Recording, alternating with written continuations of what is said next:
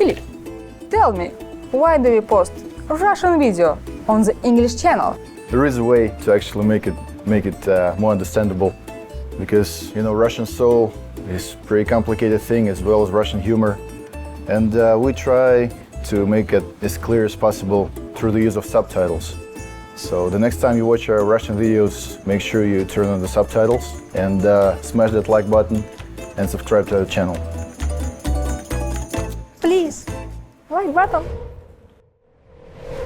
Привет, моряки и морячки, меня зовут Андрей Чулков, и я руковожу отделом геймкоре. Всем привет, меня зовут Иван Полетаев, я руководитель подразделения разработки интерфейсов.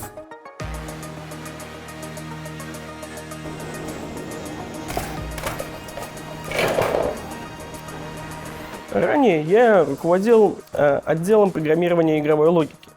Мы реализовывали базовый функционал будущей игры World of Warships, такой как, к примеру, физика корабля в воде, движение корабля, баллистическая траектория снаряда, обработка ситуации, когда снаряд попадает в корабль, и что дальше с этим кораблем происходит. Также различные расходники, модернизации, и, естественно, реализовывали различные задумки отдела геймдизайна.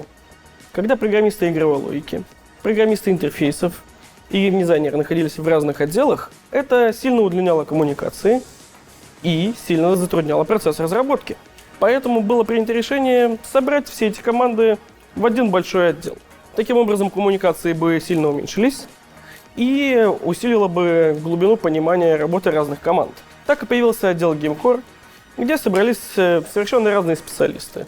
Специалисты QA, программисты игровой логики, геймдизайнеры, программисты интерфейсов и техартисты.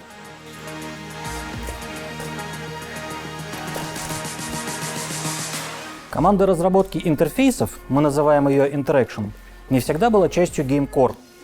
Раньше это был отдельный коллектив, но задачи были те же самые. Создание интерфейсов и проработка деталей взаимодействия пользователя с игрой. Хотя что это мы все о скучном?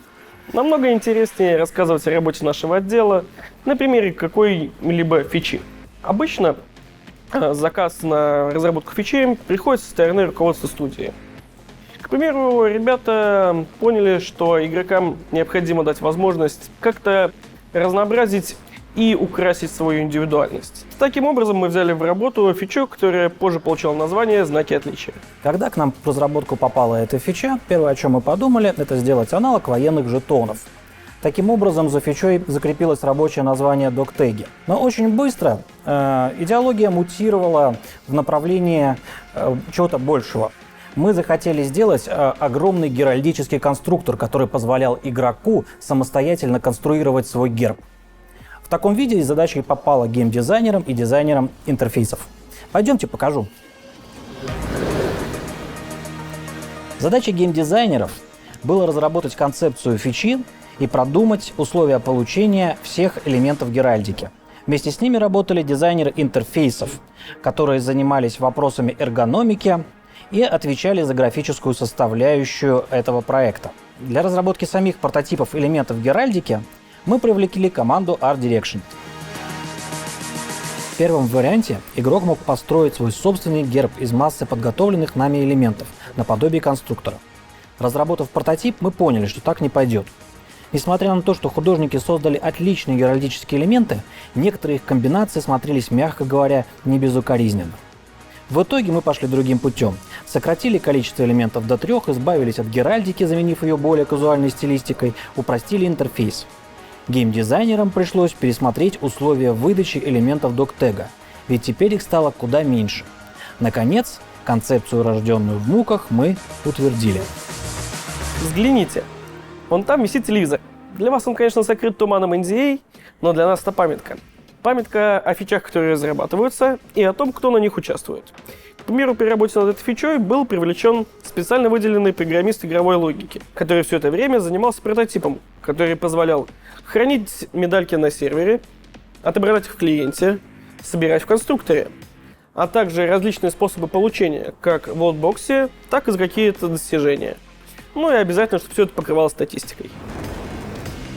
Дизайнеры и программисты интерфейсов разрабатывали боевой HUD, доделывали редактор док-тегов, занимались вычеткой текстов. В это время Art Direction плотным потоком заливал фичу контентом. Работа шла хорошо.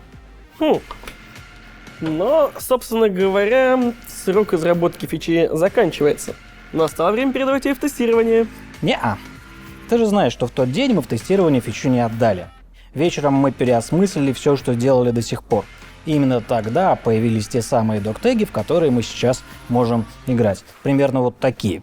На этот раз разработчики Interaction быстро внесли все необходимые изменения. Art Direction подогнал новый контент.